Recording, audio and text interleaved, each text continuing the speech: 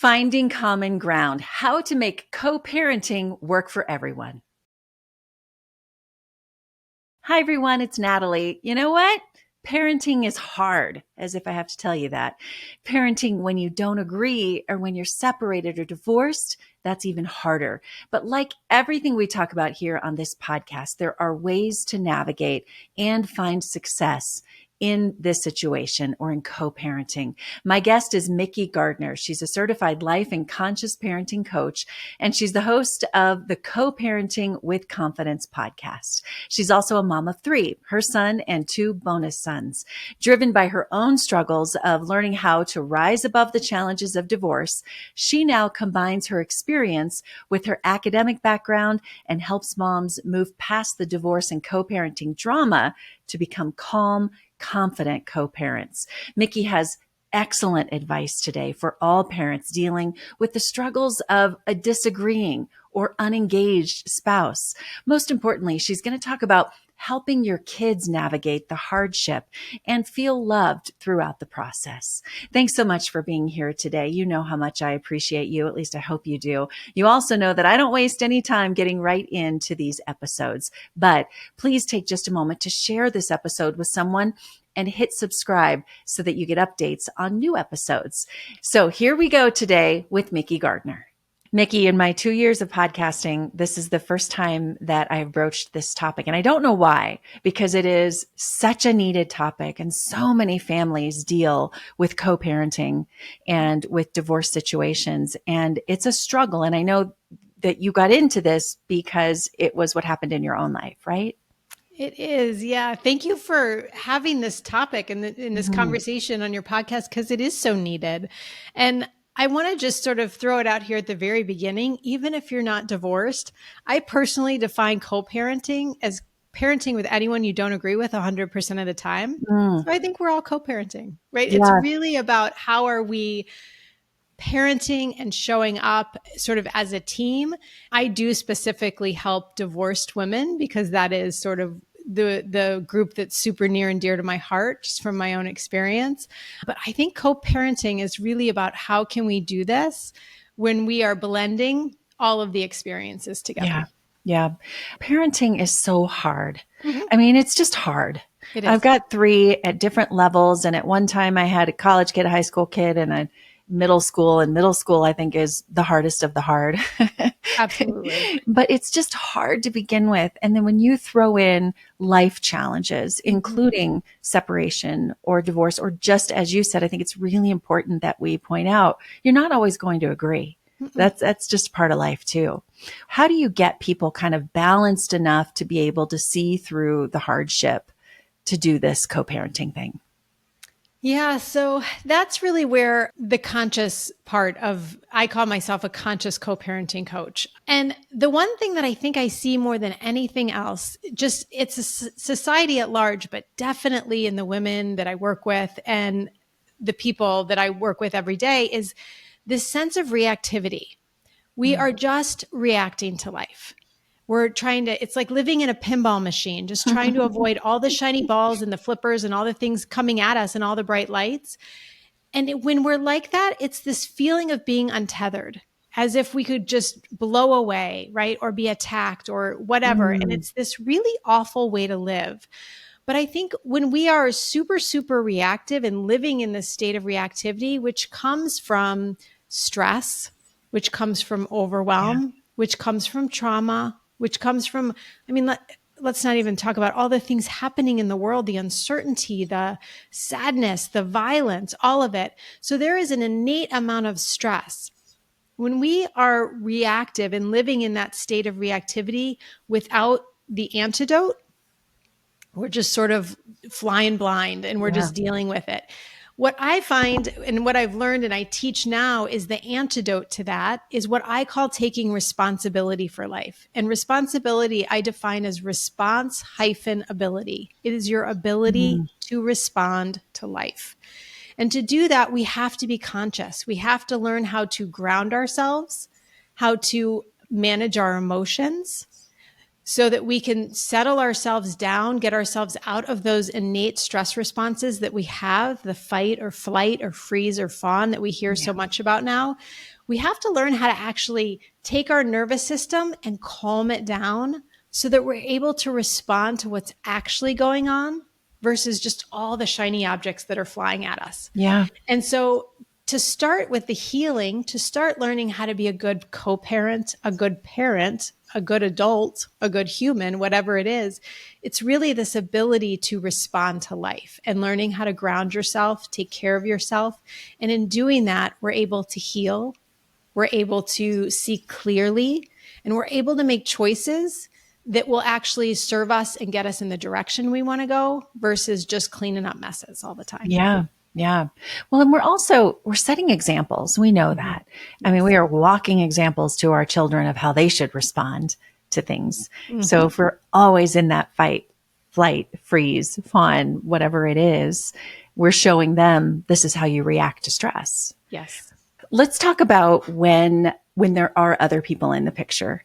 So, of course, divorce, remarriage, and say, I know you help a lot of moms. So as the mom, you don't like the stepmom, or you don't agree with their values, or their rules are different in that household. How do you deal with that?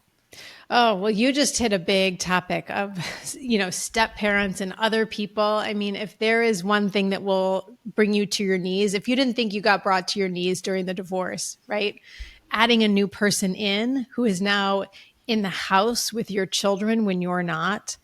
I mean, this is like ninja level co-parenting skills here. But it's like everything else. We just have to pull it down to the basics. And that's why I always teach the 3 steps, the 3 A's of co-parenting, which are awareness, agency, and aligned action. Because we have to really set ourselves up for a framework to know where we're going. We don't want to just be flying blind, like I said before. And so when there is someone else in the picture and you are feeling overwhelmed, maybe you're really triggered, maybe you're super angry, there's a lot of emotion going on. So as soon as you are aware of that you're having a lot of emotions, the first step is to stop and pause so that you can calm yourself down, calm your nervous system, get your thinking brain back online so that you can then move to step 2, which is agency. We always have agency. There are always choices available in life. You might not like them. They might not be awesome, but there are choices. But so often what we're doing is trying to control other people or what the other person is doing, saying, or thinking, which we have no control over. And so what I like to always start with my clients is to understand what you do have control over and what are your choices. And the amazing thing is the universe made it super easy for us because there's only 3. We can accept something, we can change, or we can leave. I mean, if there's a 4th, please, someone tell me. I just haven't found it yet. So, I was just on the phone with a client the other day and we were talking through this because she's in yet another battle where they're head-to-head battle, arguing about values, things going on with the kid. And so we have to constantly stop, right? I'm always saying, okay, let's stop. We calm down. And now we step into agency. So what can you do about this, right? Can you accept him, the other parent, or the stepmom in your example? Can you accept them as they are and move on without any anger or resentment? If you can, amazing. Accept and off you go. But that's really not usually the case, right? If you're having a lot of turmoil. So the next thing is, can you change it? Now, this is the tricky one because it's not, can you change the other person? Right. Can you change their mind? Can you change something to shift the situation? Yeah. Sometimes we can and sometimes we can't. And when you can't, do you then advise you have to accept that? Or do you advise keep fighting? Here's the golden one. Leave. Okay. Now, leaving is not always physically leaving. Sometimes leaving means leaving a conversation, literally or figuratively leaving. But so many times I see people in these, I call it the toxic cycle of communication, right? One co-parent will send a note, something similar, like maybe I send a note, do you have the black pants that he needs for mass on Friday? right? The other co-parent sends a note back. How dare you say that I don't have the pants, whatever, and then, oh my gosh, can you believe he said that? Boom. And I go, right? Like, you're always doing this. And then round and round and round and round we go in the spiral of toxic communication. So when we're in that, again, we can't accept it, right? I don't want to be in here. I can't change necessarily, but can I leave the conversation? Absolutely. And this is when a lot of my clients will push back and say, well, if I don't say anything, then they win. Well, what are they winning? Right. They're winning the toxic battle of who can say the worst thing. Okay, win. I don't, does that really matter? So I think it's understanding I can't change the other person, but I have complete control over me, how I show up and what my experience is. And so what am I going to do with that agency? And then that leads us to the third thing, which is aligned action. Really taking the action towards who you want to be and how you want to be showing up in the world. I think that is so important. And so what is the next right step to get me there? Yeah. Where do the kids come into this? I mean, you're having the battle with the other person, the co-parent, but the kids get in the middle. The kids hear it. They oversee it. They see the text. They hear the comments. They, where do they come in and how do you communicate with them when it comes to conflict? Absolutely. So there's two things. I think there's the centered approach, which is really important. And then going back to something that you said earlier, which is that you are always the example of what it looks like to be a mom, to be a woman, to be a human, to be, whatever. And I think that's a really important thing to remember that, in the wise words of Michelle Obama, when they go low, we go high. And it really is a commitment, and you will fall and you will fail and you will make mistakes, and it is okay. But a commitment to say, I am going to show up in the way that I truly want to. And part of this is learning how to look at co-parenting from a child-centered approach. When kids are in the middle, it's like a tug of war, right? This is when we're pulling them back and forth and we're really affecting their experience. They've been affected enough. And by the way, they didn't choose this. They didn't vote for this. This isn't what they asked for. And so what I like to think of is our children are really meant to be center, right? They're the sun that we revolve around.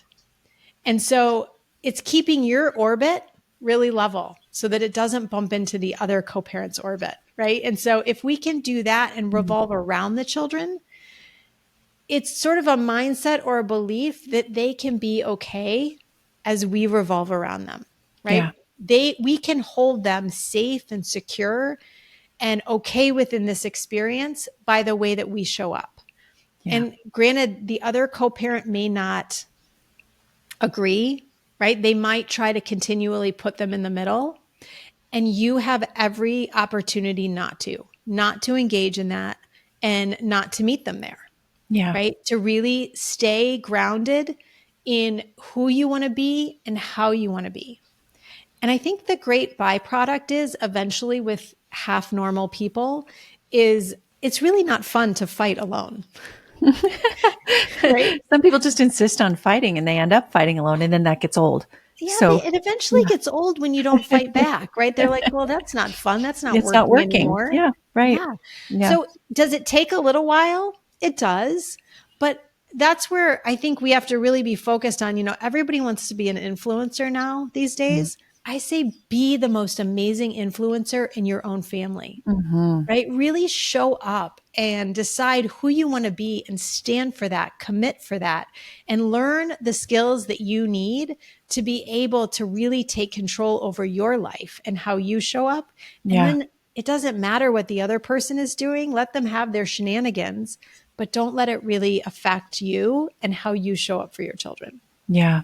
Let's switch gears a little bit. What if it's not conflict, but lack of participation? And I'm sure that happens often where one parent's carrying all the weight and one's just not, and how sad that is for the kids. But that's a totally different scenario. It is. This is one that I see, certainly I know about this, but I see so many moms who just can't. It's a hard thing to wrap your head around when the other parent doesn't show up. Yeah. Right? How can they do that? And we get really lost in that. How could this be happening? Part of that is learning how to process the sadness, and you learning how to process and heal from it so that you can be there for our children. All too often, I think when our kids are struggling, or when they're sad, or when they're acting like it doesn't matter, but you know that it really is affecting them, that dad is not showing up to their soccer games, or whatever it is, they don't need us to fall apart with them. They don't need you to meet them in their sadness and their pain. They need you just to be able to listen and to witness what's happening and to love them through it. And so for us to be able to do that as moms, we have to be taking care of ourselves and learning how to manage our own emotions so that we don't fall apart in those moments, because it's sad. And I'm always one for being honest, never throwing the other person under the bus. You know, my ex and I made a commitment that we are always going to speak well of one another, even when we're, not happy. And my son will say, well, you're not happy with dad. That's okay. I can still love your dad and not be happy with him right now. Yeah. I can do both at the same time. And so I think that's part of it, is learning, really staying committed to not throwing the other person under the bus, but also being able to say to your kid, I know this is really hard.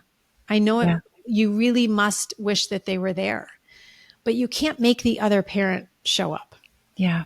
And sometimes what I see is so many people will continue to try. Moms will, if I just say it this way, or if I just say it this way, and they lose so much energy trying to change the other person, versus pour that energy into your children. Yeah. Pour that energy into making it the best that you can make it and being there for them every step of the way. Because a kid only needs one parent who is safe and accountable and consistent and loving.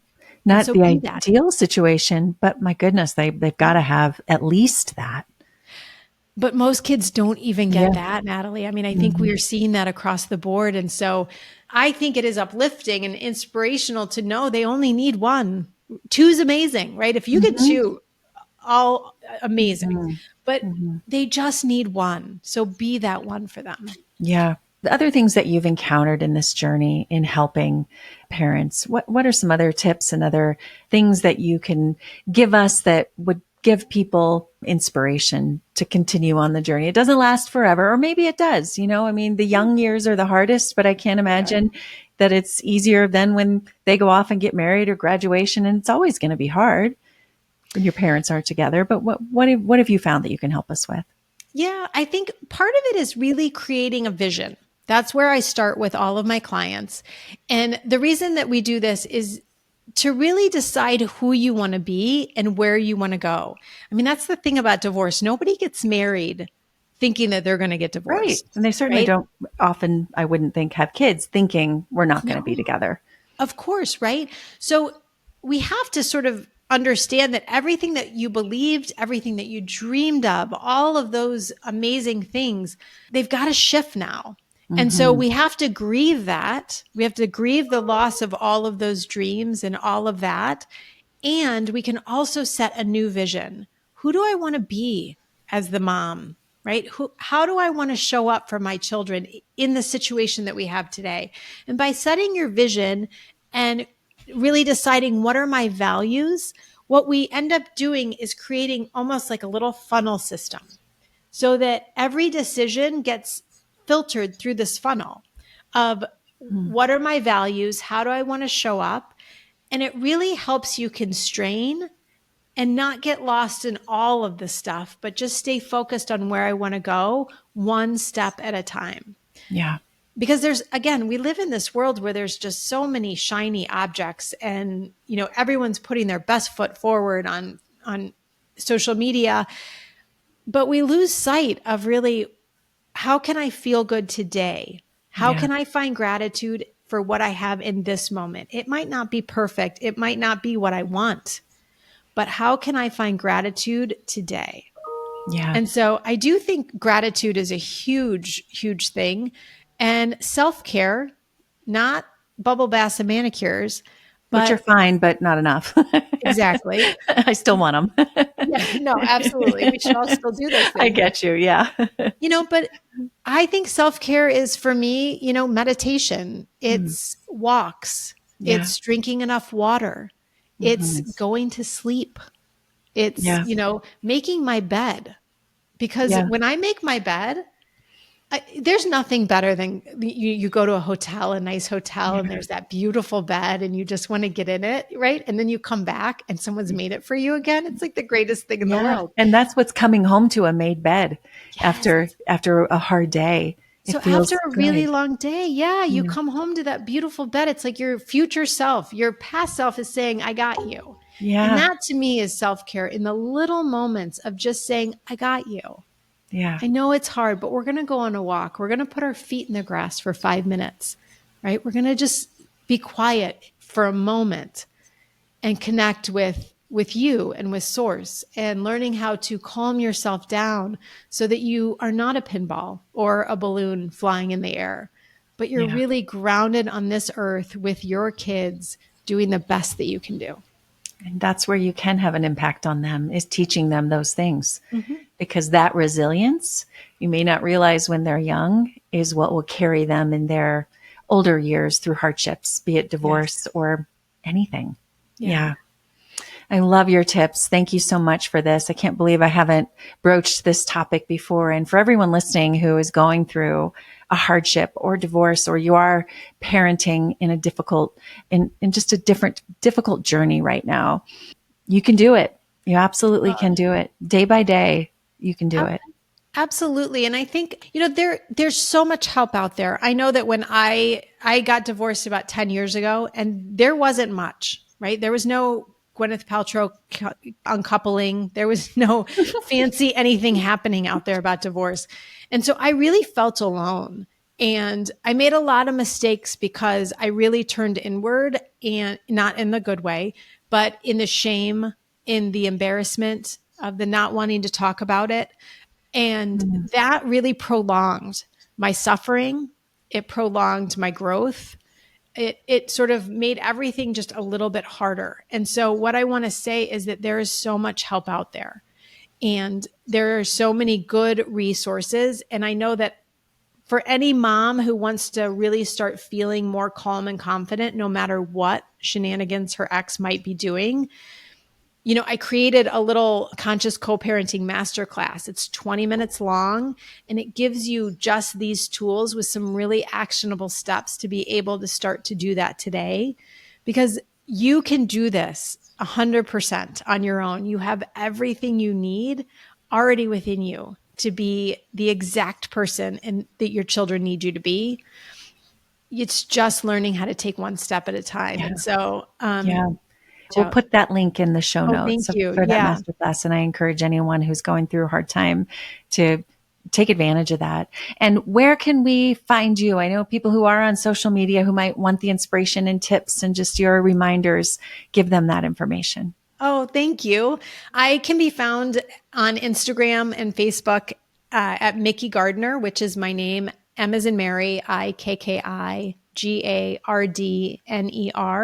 And that's my website too. So it's all the same. You can find me there. And I also have a podcast, Co-Parenting with Confidence, where I talk about all things co-parenting and learning how to do this in a conscious, loving, respectful, kind way. Wonderful. Mikki, thank you so much. Thank And you, I look forward Natalie. to talking to you again soon. It's been a pleasure. It has. Thank you so much.